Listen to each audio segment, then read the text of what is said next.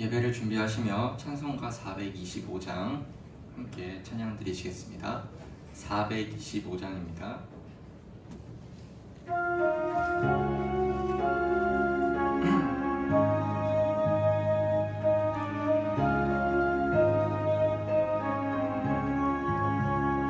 주님의 뜻을 이루소서. 고요한 중에 기다리니 진흙과 같은 날 빚으사 주님의 영상 만드소서. 주님의 뜻을 이루소서. 주님 발 앞에 엎드리니 나의 맘속을 살피시사 눈보다 이게 하옵소서. 주님의 뜻을 이루소서. 병들어 몸이 피곤할 때 권능의 손을 내게 피사 강건케 하여 주옵소서. 주님의 뜻을 이루소서. 온전히 나를 주장하사 주님과 함께 동행함을 만민이 알게 하옵소서. 아멘. 이 시간 사도신경으로 신앙 고백하심으로 수예배를 하나님께 올려드리겠습니다. 전능하사 천지를 만드신 하나님 아버지를 내가 믿사오며 그 외아들 우리 주 예수 그리스도를 믿사오니 이는 성령으로 잉태하사 동정녀 마리아에게 나시고 본디오 빌라도에게 고난을 받으사 십자가에 못 박혀 죽으시고 장사한 지 사흘 만에 죽은 자 가운데서 다시 살아나시며 하늘에 오르사 전능하신 하나님 우편에 앉아 계시다가 저리로서 산자와 죽은 자를 심판하러 오시리라. 성령을 믿사오며 거룩한 공예와 성도가 서로 교통하는 것과 죄를 사하여 주시는 것과 몸이 다시 사는 것과 영원히 사는 것을 믿사옵나이다. 아멘. 찬송가 342장 찬양 드리시겠습니다.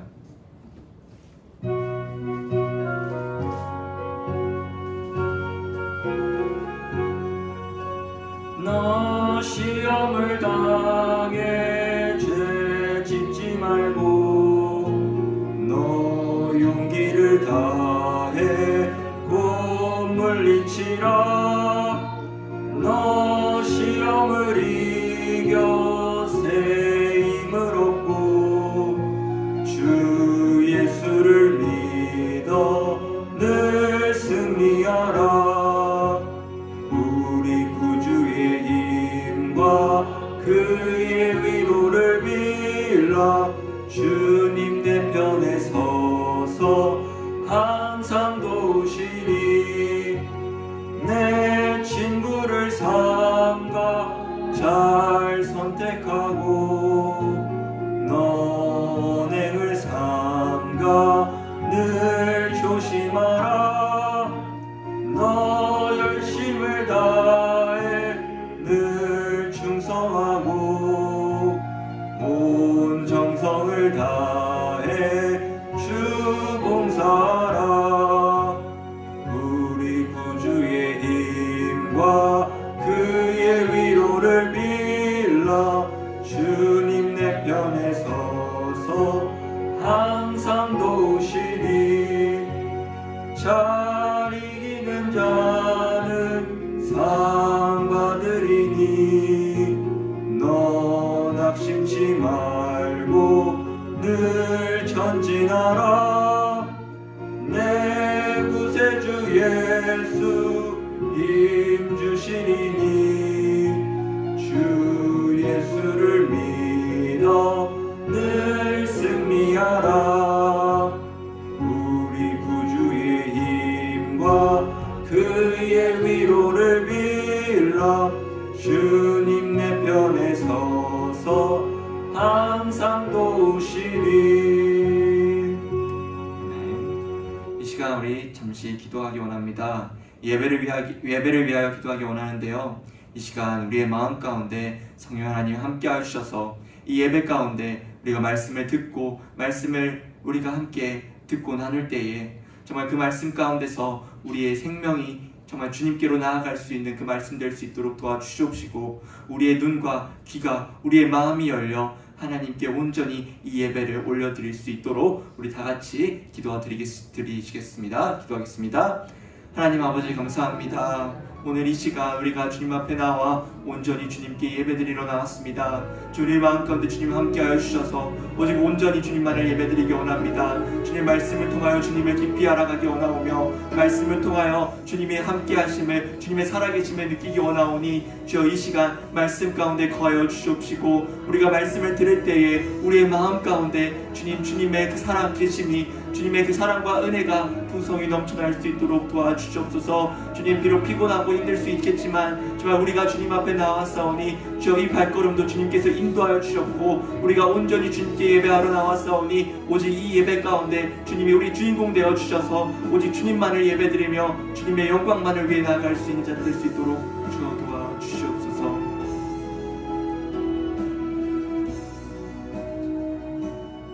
전능하신 하나님 아버지 감사합니다. 오늘도 저희를 이곳까지 불러주셔서 오직 하나님께 예배케 해주심을 주님 너무나도 감사드립니다. 주님 우리의 마음을 주님 받아주시옵시고 이 예배를 흠양하여 주시옵소서. 주님 마음 가운데 정말 우리 마음 가운데 지금 불안과 걱정이 있고 두려움이 있고 떨림이 있을지라도 정말 이 시간만큼은 그 모든 것을 내려놓고 주의 말씀을 가운데 나아가기 원하오니 저희 말씀을 통하여 우리의 아픈 영혼이 회복되어질 수 있도록 도와주시옵시고, 함께 말씀을 들으며 말씀을 전하는 자나 듣는 자나 주님의 동일한 은혜 베풀어 주셔서 이 말씀 가운데 이 시간 가운데 오직 하나님께 영광 돌릴 수 있도록 주여 도와주시옵소서. 감사드립니다. 주님 예수님의 이름으로 기도드립니다. 아멘. 오늘 보신 말씀은 누가복음 9장 57절부터 62절까지의 말씀입니다. 제 성경책으로는 신약 108면에 있습니다. 누가복음 9장 57절부터 62절까지 한 절씩 교독하시겠습니다. 57절입니다. 길 가실 때에 어떤 사람이 여짜오되 어디로 가시든지 나는 따르리이다.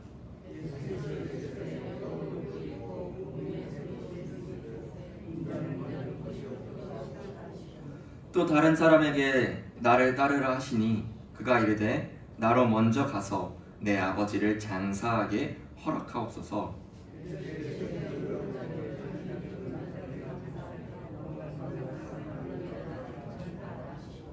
또 다른 사람이 이르되 주여 내가 주를 따르겠나이다마는 나로 먼저 내 가족을 작별하게 허락하소서. 예수께서 이르시되 손에 쟁기를 잡고 뒤를 돌아보는 자는 하나님의 나라에 합당하지 아니하니라 하시니라. 아멘. 오늘 저희가 함께할 하나님 말씀은 누가복음 9장 57절부터 62절의 말씀으로 부르심에 대한 반응이라는 제목으로 같이 말씀 나누도록 하겠습니다. 여러분은 멘토와 멘티라는 단어를 들어보신 적이 있으신가요? 언젠가부터 스승과 제자라는 표현보다는 멘토와 멘티를 더 자주 사용되어졌는데요. 멘토란 자신의 경험과 지식을 바탕으로 삼아서 다른 사람을 지도해주고 조언해줄 수 있는 스승, 지도자를 뜻하는 사람이며, 멘티는 그 멘토, 즉 스승의 가르침을 받는 사람, 바로 제자를 가리키는 단어입니다. 오늘 본문의 문화적 배경을 봤을 때에도 스승, 즉 랍비의 가르침을 받기 위해 랍비를 따르려는 사람들이 있었으며, 더 나아가 랍비의 집에서 함께 살기도 했습니다. 오늘 등장하는 인물은 예수님과 예수님을 따르려는 세 사람인데요. 각자가 다른 환경 속에서 자라왔고 부르심에 대한 상황이 다르지만 그들 모두 예수님을 멘토로 삼아 그와 함께 지내기를 원했습니다. 오늘 말씀을 통해 이 세 사람이 예수님의 부르심에 대해 어떻게 반응했는지 살펴보며 우리 또한 그리스도인으로서 예수님의 자녀로서 어떻게 살아나가야 하는지 알아보는 시간을 갖도록 하겠습니다. 복음서를 처음부터 읽다 보면은 우리는 공생의 기간 동안 예수님이 여러 지역을 다니시면서 많은 사람에게 복음을 전파하였다는 사실을 알 수 있습니다. 예수님은 여러 가지 이적과 비유, 교훈과 행적 등을 통해 하나님 나라가 무엇인지 전하셨죠. 그리고 예수님께서 전하신 이 복음의 말씀과 행하신 이적들로 인해 많은 무리들이 그를 따르고자 했습니다. 특별히 그러한 여러 무리들 가운데 오늘 본문에선 세 사람이 등장하죠. 첫 번째 사람은 예수님에게 57절에 길 가실 때에 어떤 사람이 여짜오되 어디로 가시든지 나는 따르리이다 라고 말하죠. 본문은 이 사람을 불특정의 인물로 어떤 사람이라고 말하는데요. 본절과 평행 본문, 즉 같은 내용을 담고 있는 마태복음 8장 19절에선 이 화면을 보시면 한 서기관이 나와 예수께 아뢰되 선생님이여 어디로 가시든지 저는 따르리이다 라고 하며 이 어떤 사람을 서기관이라고 얘기합니다. 서기관은 쉽게 표현하여 율법에 능한 율법학자라고 할 수 있죠. 지금으로 치면 신대원 교수 정도가 될 수 있을 것 같습니다. 즉 이 서기관은 매우 똑똑하고 학식이 풍부한 유능한 사람으로서 그런 높은 위치에 있는 사람이 지금 예수님을 따르고자 하는 상황입니다. 이런 똑똑한 사람이 예수님의 제자가 된다면 이 예수님의 사역에도 큰 역할을 할 수도 있을 것이죠. 그런 예수님께 예수님이 어디로 가시든지 나는 따르겠습니다. 멋지게 고백합니다. 우리도 기도할 때 그렇죠. 주님, 말씀 따라 살겠습니다. 저는 주님만 보고 달려가겠습니다. 라고 기도로 고백하죠. 지금 서기관이 하는 말은 아무 문제가 없는 멋진 고백의 표현입니다. 그럼 여기서 궁금한 건 도대체 이 서기관이 왜 예수님을 따르고자 했는지가 궁금해질 수 있죠. 그 이유를 알기 위해선 예수님의 대답을 통해서 살펴볼 수 있습니다. 예수님은 그의 고백에 이렇게 답하는데요. 58절을 다 같이 읽어보도록 하겠습니다. 시작. 예수께서 이르시되 여우도 굴이 있고 공중의 새도 집이 있으되 인자는 머리 둘 곳이 없도다 하시고. 아멘. 예수님은 이 서기관의 멋진 고백에 그래 좋다. 나와 함께 가자. 나와 함께 이 복음을 전파하자 라고 하지 않으시고 어떤 비유를 통해 그에 대한 답변을 내리시죠. 당시 예수님이 여행하던 지역에서 흔히 볼 수 있던 동물들은 대표적으로 여우와 새였습니다. 예수님은 서기관에게 여우도 먹이를 잡으러 돌아다니다가 결국 집에 돌아갈 그 거처가 있고 공중의 새도 자신의 집이 있다고 말하는 것이죠. 이는 사람에 비해 천한 짐승까지도 자신들이 지낼 거처가 있음을 뜻합니다. 그러나 하나님의 아들이자 인자이신 예수님은 머리 둘 곳, 바로 그가 거할 집이 없으시다 말하시죠. 성경에 적혀있는 예수님의 인생을 찬찬히 살펴보면 예수님이 탄생하실 때에도 집이 아닌 말구유에서 나셨고 복음을 전파하기 위해 전도하실 때에도 제자들과 함께 이 집 저 집 방황하며 다니셨습니다. 그뿐만이 아니라 예수님은 유대인들로부터 배척당하셨고 갈릴리인들로부터 추방당하셨으며 가다라 사람들로부터 떠나달라고 간청받으며 사마리아인들로부터 거부를 당하시기까지 했습니다. 그리고 우리가 너무나도 알다시피 끝내 예수님은 십자가 위에서 죽음을 당하셨죠. 예수님의 삶을 돌아보면 그는 이 세상에서 살아가는 동안 매우 불안정하고 고난을 받으며 고통 가운데 힘든 삶을 살아오셨습니다. 그러므로 예수님을 따르려는 제자의 삶, 이 멘티의 삶은 단순히 그냥 주님을 따라가며 사는 삶이 아닌 매우 불안정하고 힘들며 고생을 피할 수 없는 길을 걷는다는 것을 알아야 한다 말하는 거죠. 서기관은 이 사실에 대해서 전혀 알지 못했습니다. 이 서기관이 예수님의 제자로 살아가려고 했던 이유는 예수님의 주변에 모인 무리와 그 행하신 이적들을 바라보니까 사람의 눈에 보이는 외적 요소들이 너무너무 좋아 보였던 거죠. 또 이러한 사역을 감당하시는 예수님과 함께 있으면 내가 무언가 얻을 수 있지 않을까?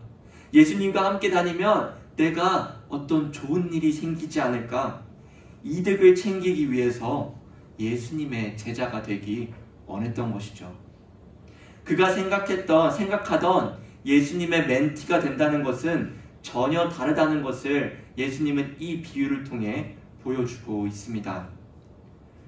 수요예배 오신 성도 여러분, 서기관이 예수님에게 언제 어디든 주님을 따라가겠다 했던 이 고백 안에는 예수님을 통해 자신이 안락하고 편안한 삶을 살며 예수님을 통해 이득을 얻기 위함이었습니다. 그의 마음을 아셨던 예수님은 나를 따르는 삶이 그런 삶이 아니라는 것을 보여주시며 비유로 말씀하신 것이죠. 예수님의 제자가 되는 것은 세상이 추구하는 안락한 삶, 특별히 돈, 명예, 지위 등을 통해 내가 잘 먹고 잘 사는 것이 아닌 하늘의 것을 위해 살아가야 한다는 것을 보여줍니다. 누가복음 12장 29절부터 31절에서 예수님은 제자들에게 영적 자녀로 마땅히 지녀야 할 자세를 이야기하는데요. 다 같이 12장 29절부터 31절을 읽어보도록 하겠습니다. 시작! 너희는 무엇을 먹을까 무엇을 마실까 하여 구하지 말며 근심하지도 말라. 이 모든 것은 세상 백성들이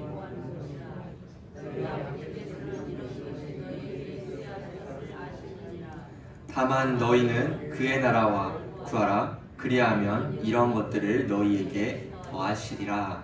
아멘. 예수님은 말씀하십니다.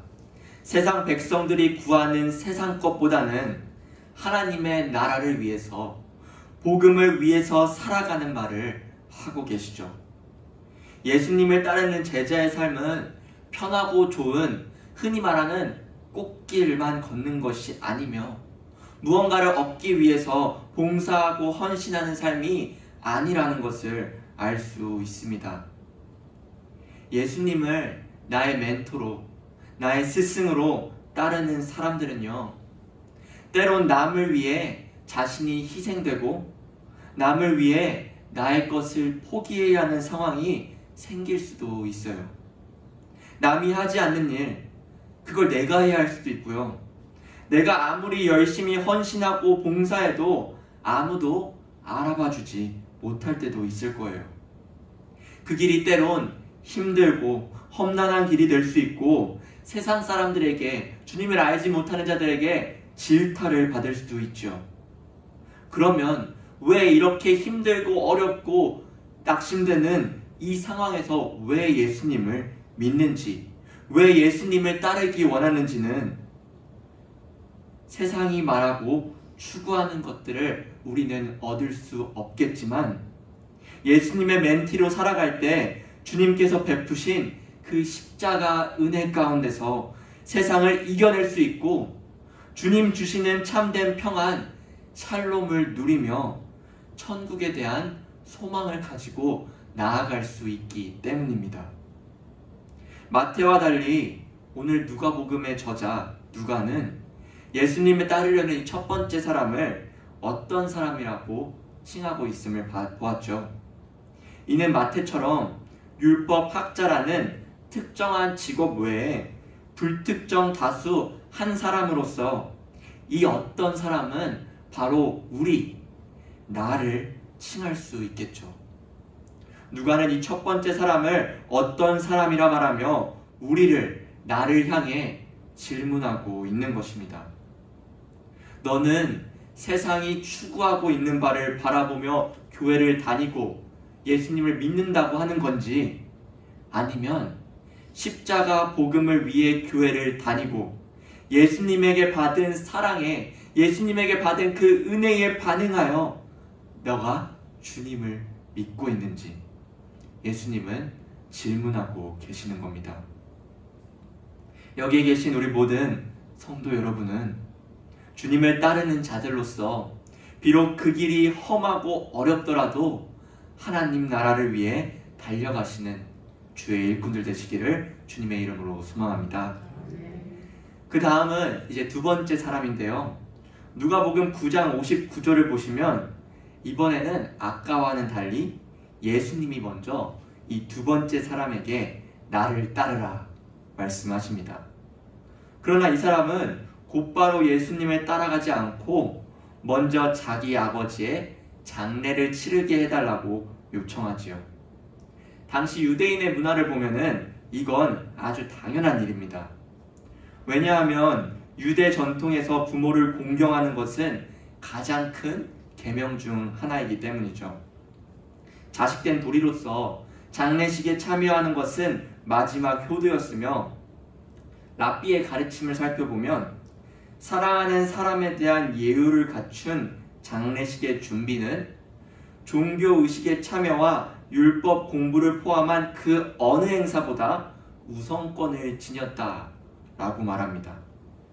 즉, 부친을 장사하는 것이 가장 급하고 가장 먼저이며 가장 중요하다는 것을 알 수 있죠. 그런 요청에 예수님은 60절에 이렇게 말하는데요. 다 같이 60절을 읽어보도록 하겠습니다. 시작. 이르시되 죽은 자들로 자기의 전파라 하시고. 아멘. 예수님의 대답은 유대교적 배경으로 볼 때 부친을 장사하는 것보다 예수님을 더 우선으로 하라는 요구는 잘못된 것처럼 들려 보입니다. 정말 예수님의 이 말이 잘못된 것일까요? 우리는 두 번째 사람의 말을 다시 한번 잘 들어보면 한 가지 단서를 발견할 수 있습니다. 다시 59절을 보시면 내 아버지를 장사하게 허락하옵소서 라고 말하는데요. 만약 그의 아버지가 벌써 죽었고 이 사람이 벌써 시체가 되어 있었더라면 이 두 번째 사람은 결코 지금 예수님과 함께 있지 못했을 것이며 지금 장례식과 연관된 그 일들을 하고 있었을 것이죠. 그러므로 지금 그의 아버지는 생존해 있었다는 것을 말합니다. 그렇다면 그가 예수님께 한 대답은 우리 아버지가 잠시 동안 돌아가실 때까지 제가 집에 머물러 있다가 돌아가신 후에, 그리고 장례식 다 치른 후에 주님을 따르겠다고 요청하는 거죠. 그의 아버지가 몇 살인지, 무슨 병을 앓고 있는지, 언제 돌아가실지 알지는 못하지만 결국 그가 아버지의 장례를 치르도록 요청한 것은 무기한의 연기를 뜻하며 하나님 나라의 일이 계속해서 늦춰질 것이라는 사실을 의미합니다. 예수님은 이 사실을 알고 있었기 때문에 60절에 죽은 자들로 자기의 죽은 자들을 장사하게 하라 말씀한 것이죠. 이 말표현이 좀 어려워 보이는데요. 이는 그 의무는 영적으로 죽은 자들에게 남겨두라는 말입니다. 예수님을 따르지 않는 자들은 이미 영적으로 죽은 자들에게 속하여서 영적으로 죽은 자들이 그 죽은 사람들의 장례식을 행하기에 적합하다고 말씀하는 겁니다. 이 말은 가족에 대한 의무와 사랑을 다하는 것이 나쁜 것이다 라고 말하는 것이 아니라 우선권을 어디에 두는 것이 맞냐 말씀을 전하고 싶었던 것이죠. 예수님은 우리의 삶에서 가장 우선권을 두어야 하는 것이 복음을 전파하는 일, 그 일이 제일 중요하다고 말하는 거죠. 왜 복음을 전파하는 것이 가족의 관계보다 더 중요한 걸까요? 그 이유는 하나님 나라를 전파하며 복음을 따르는 일은 생명을 살릴 수 있는 일이기 때문이죠. 요한복음 5장 24절은 이렇게 말합니다. 내가 진실로 진실로 너희에게 이르노니 내 말을 듣고 또 나 보내신 이를 믿는 자는 영생을 얻었고 심판에 이르지 아니하나니 사망에서 생명으로 옮겼느니라. 예수님의 말씀을 듣고 그 말씀을 믿는 자들은 사망에서 생명으로 옮기는, 즉 예수님의 십자가 죽음과 부활에 대한 복음을 통해 죽음을 이길 수 있다는 사실입니다. 생명에 속한 하나님 나라가 그 무엇보다 중요하며 그 외의 세상의 모든 것은 부차적인 것을 얘기하고 있죠. 이 모든 정황상 그렇다면 여러분은 사망에서 생명으로 옮겨지는 그 복음을 알고 믿고 있는 자들이죠. 먼저 이걸 보면은 이게 우리의 복입니다. 이게 우리의 은혜이죠.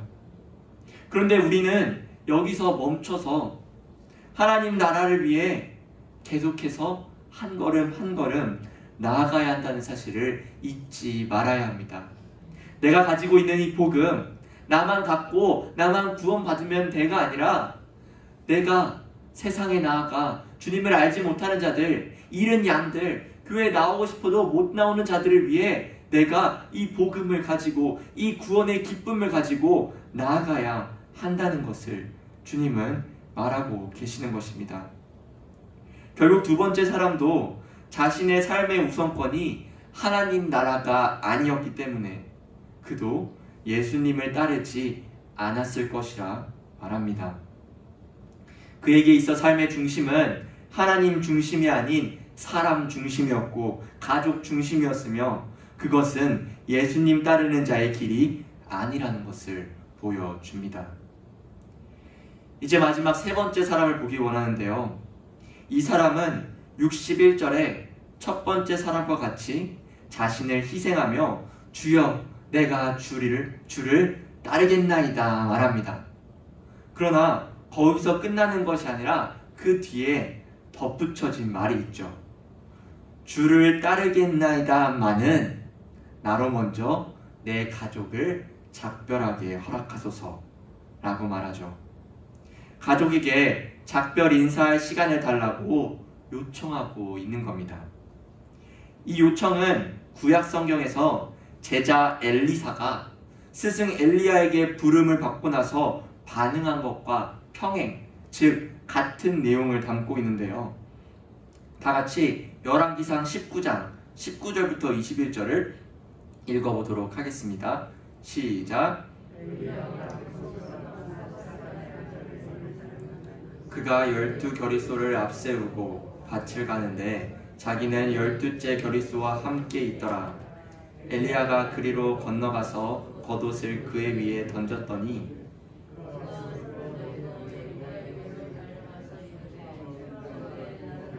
입맞추게 하소서. 그리한 후에 내가 당신을 따르리이다. 엘리야가 그에게 이르되 돌아가라. 내가 내게 어떻게 행하였느냐 하니라. 엘리사가 그를 떠나 돌아가서 한 겨릿소를 가져다가 잡고 소의 기구를 불살라 그 고기를 삶아 백성에게 주어 먹게 하고 일어나 엘리야를 따르며 수종을 들었더라. 아멘. 이 엘리사 또한 자신이 스승 엘리야를 따르기에 앞서 먼저 부모에게 입맞춤, 즉 작별 인사를 하게 해달라고 요청했으며 이 스승 엘리야는 그의 요청을 허락합니다. 지금 예수님과 세 번째 사람도 이 엘리야와 엘리사의 상황과 동일한 상황인 거죠.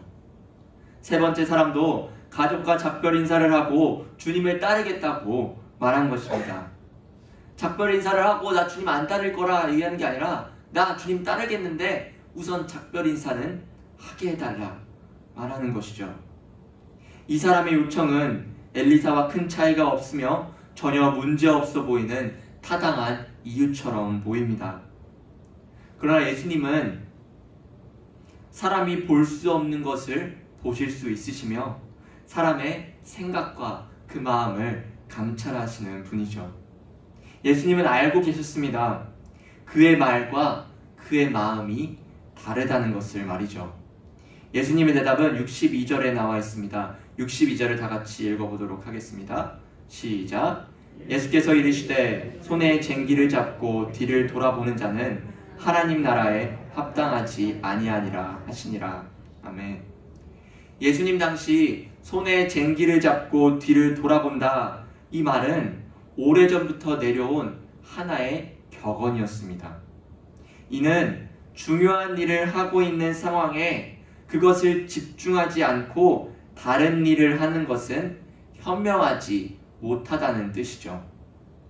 밭 가는 사람이 자신의 일을 끝까지 잘 마무리하기 위해서는 그가 잡은 쟁기가 전방으로 잘 나가도록 쉴 새 없이 앞을 바라봐야 합니다.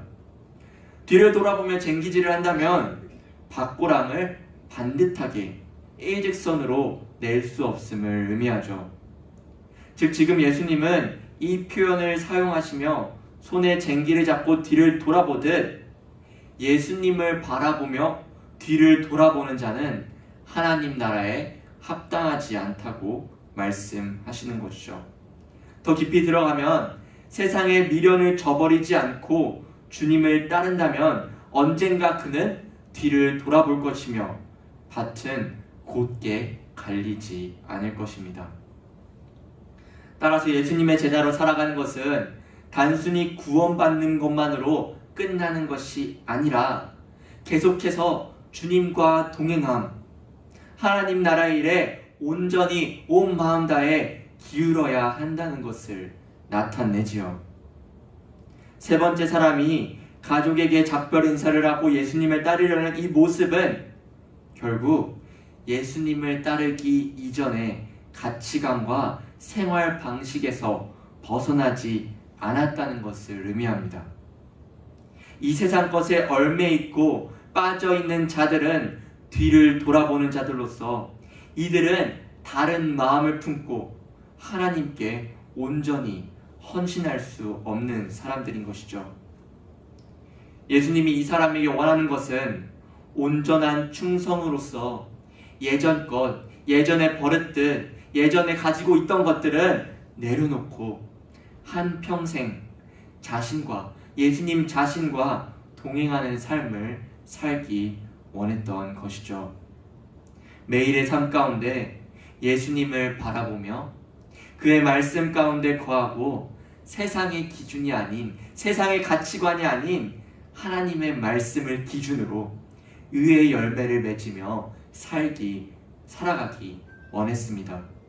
그러나 이 세 번째 사람은 세상의 미련과 과거에 가지고 있는 가치관을 포기하지 못하고 뒤를 돌아보던 자였기에 예수님의 제자가 되지 못하였습니다.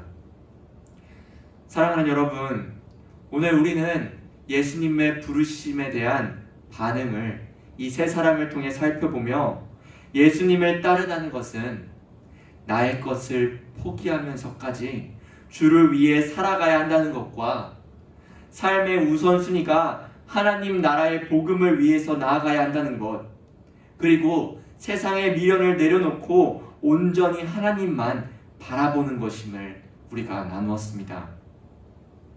이 세 가지 모두 우리가 기억하고 지켜야 할 자세들이죠. 그런데 이 모든 걸 충족시키며 주님을 따라간다는 것은 그저 그래, 따라가자, 나 할 수 있어, 오늘 이거 말씀 들은 거 세 가지 난 할 수 있어 라고 다짐 하나로 할 수 있는 것이 결코 아닙니다. 지금 이 시대에서 예수님을 따르는 것은 어려운 길을 가는 것입니다. 앞서 얘기했듯이 우리의 삶이 고통스러워지고 아파지는 것 누구도 원치 않을 거예요. 두 번째가 삶의 우선순위인데 우리 가정, 나의 자녀, 나의 사업 너무나도 중요하잖아요. 그런데 그런 걸 내려놓고 하나님만 따르겠다니요. 세 번째는 세상의 미련들. 우리 하나님 말씀 기준으로 살아간다고 하지만 우리의 일상 실제를 돌아보면 우리는 세상의 미련을 마음속에 좀 가지고 있지 않나요? 그런데 그렇게 어려운 길, 그 어려운 이 자세들, 이 모습들, 이 부르심은 혼자 감당하는 것이 아님을 기억하시기 바랍니다. 오늘 본문의 저자 누가는 예수님의 구원 활동 배후에 성령 하나님께서 계시다는 사실을 명백히 밝힙니다. 사도행전을 쓴 이 누가는 1장 8절에서 이렇게 말하죠. 오직 성령이 너희에게 임하시면 너희가 권능을 받고 예루살렘과 온 유대와 사마리아와 땅끝까지 이르러 내 증인이 되리라 하시니라. 예수님의 증인, 예수님의 제자, 예수님을 따르는 것은 내 힘과 능력, 내 지혜로 하는 것이 아니라 성령 하나님과 함께 하신 가운데, 성령 하나님께서 함께 하신 가운데 나아갈 수 있다는 것이죠.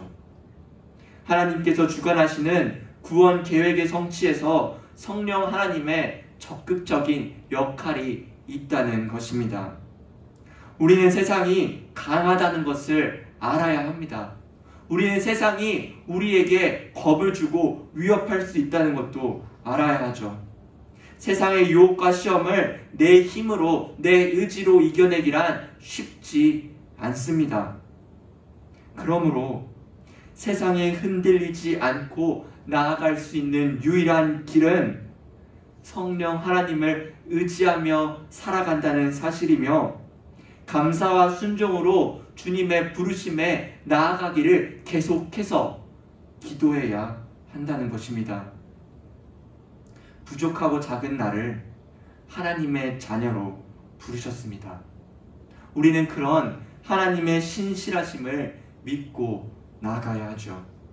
세상의 기준이 아닌 하나님의 말씀에, 그 하나님의 기준으로서 하나님 중심 가운데 살아가며 언제나 예수님을 따라가며 오늘 나온 이 세 사람의 그 고백이 진심으로 우리의 고백이 되어 나는 주님을 따라가겠습니다. 내 힘으로 안 되지만, 내 능력으로 안 되지만 성령 하나님 의지하여 나 주님을 따라가겠습니다 라고 고백하며 나아가시는 우리 모든 성도님 되시기를 주님의 이름으로 소망합니다. 기도하겠습니다. 전능하신 하나님 아버지, 오늘 말씀을 통하여 이 세상은 타락하고 부패하여 악하며 우리는 그 삶을 살아가며 그 세상 속에 살아갈 때에 때론 우리가 넘어질 때가 있고 쓰러질 때가 있음을 주님 고백합니다. 우리의 힘과 능력으로는 불가능한 이 세상을 살아갈 때에 우리가 우리의 힘이 아닌 하나님의 힘과 능력과 하나님이 주시는 지혜로 감당하기 원하오니 우리가 세상이 아닌 주를 바라볼 수 있도록 도와주시옵소서. 세상이 추구하는 것들, 비록 그런 것들이 달콤해 보일 수 있고 우리를 유혹할 수 있으며 우리가 그런 것들을 바라볼 때 넘어질 때도 있고 흔들릴 때도 있지만, 주님 오늘 말씀을 통하여 성령 하나님께서 함께 하시면 우리가 그 세상에 있는 것들을 이겨낼 수 있고 믿음으로 나아갈 수 있음을 주님 고백하기 원하오니 주여 성령 하나님, 주님만을 의지하며 걸어갈 수 있는 자 될 수 있도록 도와주시옵소서. 우리가 이 기쁨의 그 복음의 소식을 나만 갖는 것이 아니라 함께 나누며 그 복음을 위해 살아갈 수 있는 자들 될 수 있도록 도와주시옵소서. 세상의 빛과 소금의 역할로서 주님의 일들을 감당해 나갈 때 부족함 없이 채워줄 수 있도록 도와주옵시고, 이 복음의 기쁨을 주님 만나는 그날까지 간직하며 나아갈 수 있도록 주여 도와주시옵소서. 감사드립니다. 주님, 예수님의 이름으로 기도드립니다. 아멘. 찬송 먼저 부르신 후에 광고 있겠습니다. 찬송 420장 찬양 드리시겠습니다. 420장입니다.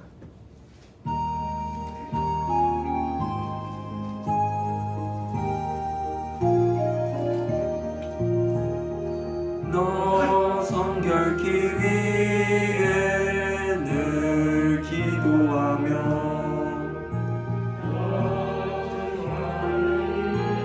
써는 성경 온 형제들 함께 늘 사귀면서 일하기 전마다 너 기도하라. 너 성결케 위해 내 머리 숙여 처음 미리 계신 내 주께 빌라. 주 사귀어 살며 주 닮으리니 널 보는 이마다 주 생각하는 너 성결케 위해 주 따라가고 일 다급하여도 당황치 말고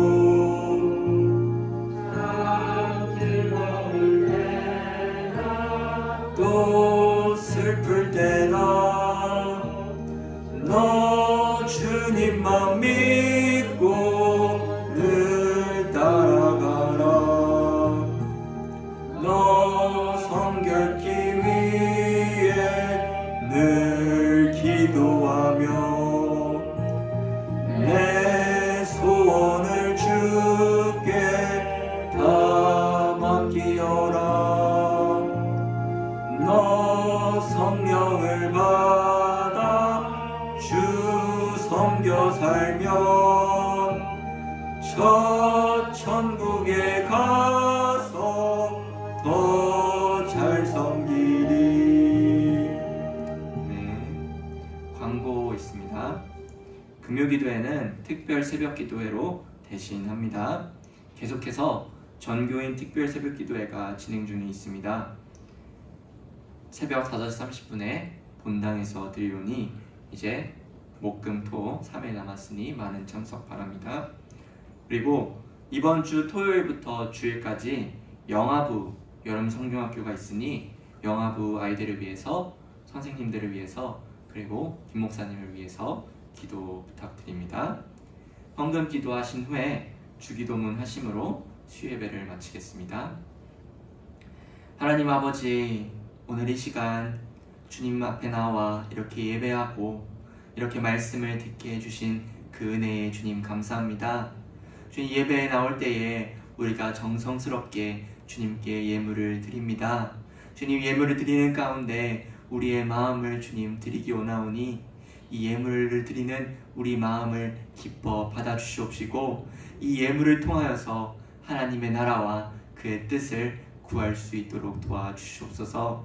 주님, 돌아가는 그 길 가운데서도 주님 지켜주시옵시고 오늘 말씀을 통하여 배운 것처럼 제자의 삶, 하나님을 따르는 삶을 살아갈 수 있도록 계속해서 기도하며 간구하며 나아갈 수 있는 주의 백성들 될 수 있도록 주여 도와주시옵소서. 감사드립니다. 주님, 예수님의 이름으로 기도드립니다. 아멘.